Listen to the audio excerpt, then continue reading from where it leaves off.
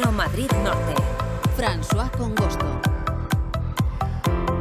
1:29 de la tarde. Vamos a continuación a hablar de otro tema interesante relacionado con el medio ambiente que ha protagonizado, por cierto, algunas charlas, algunos talleres últimamente en la zona norte de Madrid. Estamos hablando del anillamiento de aves. Seguramente también lo habrán visto ustedes en televisión, en reportajes. Bueno, pues hoy vamos a hablar de este tema con Juan Fernández de Iberozoa. Ya saben, esa sección que tenemos aquí en Onda Cero Madrid Norte los lunes, cada 2 lunes, que es la Iberozona. Vamos a saludar a Juan Fernández. ¿Qué tal? Buenos días. Hola, buenos días. Bienvenido, ¿qué tal todo? Muy bien, muy bien. Aquí muy alegre de estar con vosotros. Bueno, hay que decir que este anillamiento de aves es un método muy utilizado en el estudio de la ornitología en todo el mundo.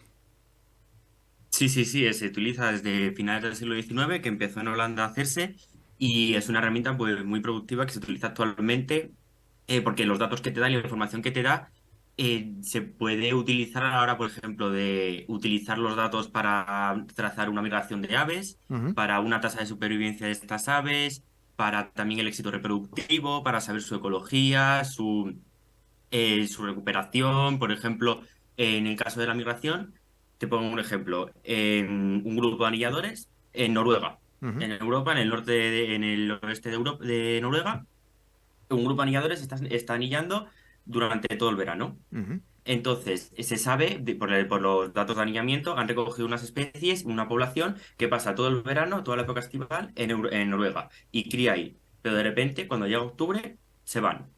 ¿Y qué pasa? Pues que tras un periodo, otro grupo de anilladores en Doñana, por ejemplo, se ve que durante 5 días están ahí y durante esos 5 días se van. Y luego Ajá. otro grupo, durante X tiempo, aparece esa población de esa especie en el sur de África. Entonces, ¿qué se puede saber con eso? Pues que un grupo de aves de una especie y de una población concreta ha criado en la época estival en Noruega y luego su ruta migratoria pasa por Doñana. Han Ajá. parado esos 5 días ahí. ¿Qué quieren decir esos 5 días? Que necesitan ese descanso, esos 5 días para hacer esas grandes trayectorias de la migración. Y con eso ¿qué conclusiones podemos sacar? Por ejemplo, para un plan de gestión de ese Parque Nacional de Doñana, se sabe que ese hábitat, Doñana, es muy válido para esas aves, para ese descanso. Entonces se puede saber que es muy importante para las rutas migratorias de las aves, porque sin ese descanso no pueden ahorrar la energía que necesitan para esas rutas migratorias. Ujú. De hecho, y bueno, imagino que con esa acumulación de datos que puedes ir teniendo, ¿no? Con el chequeo de esas anillas a lo largo Mm.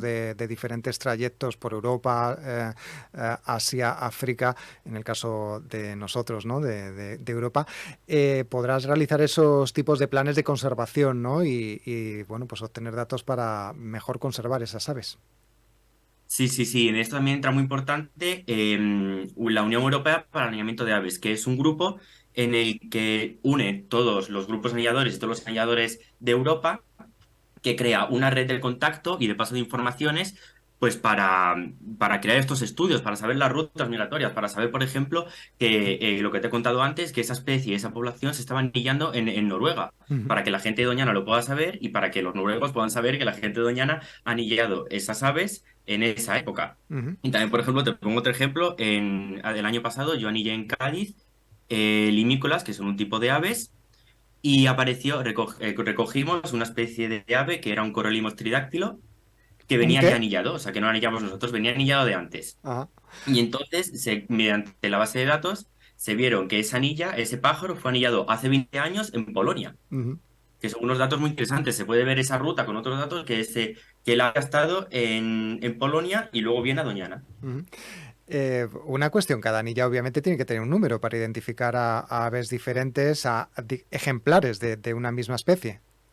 Claro, cada anilla es propia de un individuo. No pueden coincidir dos individuos con esa anilla. La anilla es principalmente, como digamos, un brazalete metálico que se pone en la pata derecha del ave. Dependiendo del ave, se puede poner o en el tarso, que es como digamos nuestra tibia, o en la tibia, que es la parte más arriba, como nuestro fémur. Ujú. Dependiendo de si están, por ejemplo, en fangos, que se hunde más la pata, entonces tendría que ponerse en la parte de arriba de la pata. Ujú. Es como he dicho, es como la anilla es una anilla metálica que tiene puesto un código con unas letras y unos números. Esas letras determinan el tamaño de la anilla, porque claro, no es lo mismo poner la anilla a un gorrión que a un buitre, por Ya. el tamaño de la pata. Y luego ese número es identificativo de ese ave. Es como diríamos nuestro DNI, pero en Ujú. vez de estar la letra al final, está al principio de la anilla. Ya, entiendo. Bueno, yo creo que lo complicado de anillamiento de aves es justamente capturar al ave y ponérsela, sobre todo con los animalitos más pequeños, como gorriones y demás. Sí, sí, sí. Yo llevo un rato anillando y es verdad que al principio veías el gorrión en la mano y decías, joder, las patillas, pobrecillos, se van a romper en un segundo, pero son frágiles, pero ya te vas acostumbrando. Ujú, Hay diferentes métodos que también son muy diferentes dentro de las aves, porque las aves son un grupo muy diverso, tanto morfológicamente como de hábitat y, y de todo. Entonces, yo lo que utilizo, bueno, hay redes japonesas, que son lo que utilizo yo, hay redes en el suelo, hay trampas cebadas. Entonces, en caso de las redes japonesas, son unas redes de voleibol, ujú. dos palos, y en medio pones una red. La Ajá. tensas y está dividida como en 5 canastas que se desplazan así de forma horizontal, y hay 5 o 6 canastas dependiendo de la altura. Ujú, Entonces, cuando entra la red esta es como el nylon en los peces ujú, que no lo ven, las redes de bar no las ven. Estas aves a veces la ven, muchas veces no, pero es verdad que a veces se ve que pasa en la red. Entonces, cuando va el ave, no lo ve, cae y se queda dentro de la canasta. ujú. Entonces, nuestras jornadas suelen ser de 5 horas y una vez a la hora pasamos por los puntos donde están las redes y recogemos las aves, las desenredamos de la red y las metemos en unas bolsitas de tela especializadas que se llaman recolectores, y ahí se mantienen calentitas en invierno y están muy cómodas hasta que ya las cogemos y las anillamos. Ajá. Bueno, y otra curiosidad mía. En estas sesiones de 5 horas que a veces tenéis para anillar, ¿cuántos Sí. pájaros pueden pasar por vuestras manos? Ah, pues mira, eso es un dato que con el cambio climático justo este año se está viendo, con perdón, muy jodido. Yo empecé el año pasado a anillar aves en julio y caía perfectamente en una jornada 130, 120 aves. Ujú. Este año, como mucho, hemos cogido en una jornada 25, 30 aves. Vaya. Y se está viendo mucho por, no hay por la sequía, por las temperaturas, el calor que ha hecho a principios de octubre no era normal, entonces las Ujú. migraciones varían mucho. Y esto también se ve, por ejemplo, no es de aves, pero en los celos del oso, en los celos del lince, se está viendo muy afectado. Y las migraciones y todo por el tema del cambio climático. Bueno, eso sería una señal de alarma absoluta, ¿no? De lo que está cambiando y Sí, obviamente de que la biodiversidad, en este caso aves, está reduciéndose. sí, sí, un montón. Ujú, Un montón, y justo ha sido de un año a otro, ha sido una cosa muy drástica. ujú. Una cuestión, bueno, ya tenemos anillado el ave, la hemos soltado Sí. y hay un compañero en otro país que va a hacer seguimiento de esa ave. Obviamente se captura y demás, la vuelve a soltar, pero ¿siempre se tiene que capturar al ave mediante estas redes o hay algún otro método para poder ver, bueno, pues ese número de la anilla?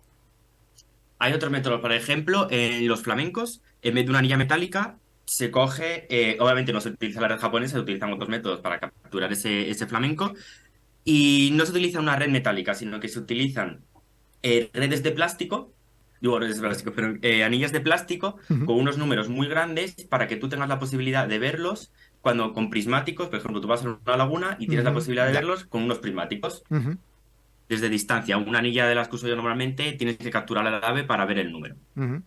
Y aparte de anillas, hay otro tipo de sistema para poder controlar, bueno, a las aves, para identificarlas, para ver por dónde van por Europa y en sus viajes, sí, en Sí, sus sí, sí. viajes.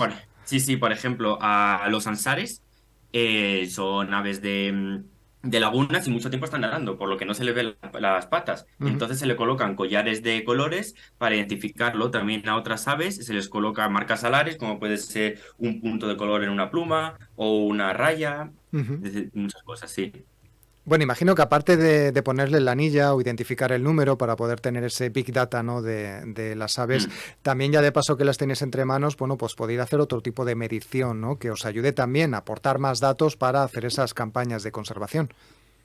Sí, sí, sí, sí. Las anillas, lo primero que se hace cuando capturas al pájaro, lo sacas de la bolsa. Lo primero que se hace es, lo más importante, identificar la especie, porque si no, no te identificas la especie, mal, y luego ya poner la anilla. Ujú, Y luego ya se toman otros datos, como por ejemplo el sexo, la edad. Muchas veces el sexo no se puede saber porque no hay dimorfismo sexual en esa especie. ajá, La edad, que la edad, por ejemplo, no es como los humanos. Que tú naces un 13 de noviembre de 2022, pues hoy, digo, de 2022, pues entonces hoy cumples un año. ujú, Las aves, naces en abril y en enero del año siguiente ya tienes un año. ujú. También cogemos la longitud del ala, de la cola, la placa incubatriz, que es la zona de la barriga donde incuban los huevos, que es una zona muy vascularizada y sin plumas para dar calor a esos huevos. Ajá. También el músculo y la grasa, que por ejemplo, también hablando de de la migración, se puede saber muy fácil cómo un ave está de paso migratorio o es residente en esa zona, es decir, que no se mueve de ahí, está todo el año. Ujú. Porque las aves migratorias, al volar grandes distancias, necesitan mucha energía, entonces tienen mucha grasa, Ujú. guardan mucha grasa. En cambio, por ejemplo, un mirlo que es residente aquí no guardaría mucha grasa Ujú. y tendría más músculo que grasa. Pues cuestiones muy interesantes las que nos ha comentado Juan Fernández de Iberozoa en esta sección que tenemos cada 2 lunes, la Iberozona, en esta ocasión sobre anillamiento de aves, de para qué sirven, cómo se cogen, que estoy seguro de que muchos de nuestros oyentes estaban pensando, bueno, ¿y cómo consiguen ponerle al gorrión, este animal tan pequeñito, ese tema? Imagino que claro, con un poco de talento y también práctica para que no dañarle. Y La bueno, pues práctica luego sobre todo, sí. sobre todo, también, ¿qué nos puede ofrecer este anillamiento? Que recordemos, es un sistema que está en funcionamiento desde finales del siglo XIX, es decir, que ya tiene más de 100 años de funcionamiento. Sí. Juan Fernández de Iberozoa, gracias por acompañarnos y hasta la próxima. A ti, adiós. Hasta la próxima.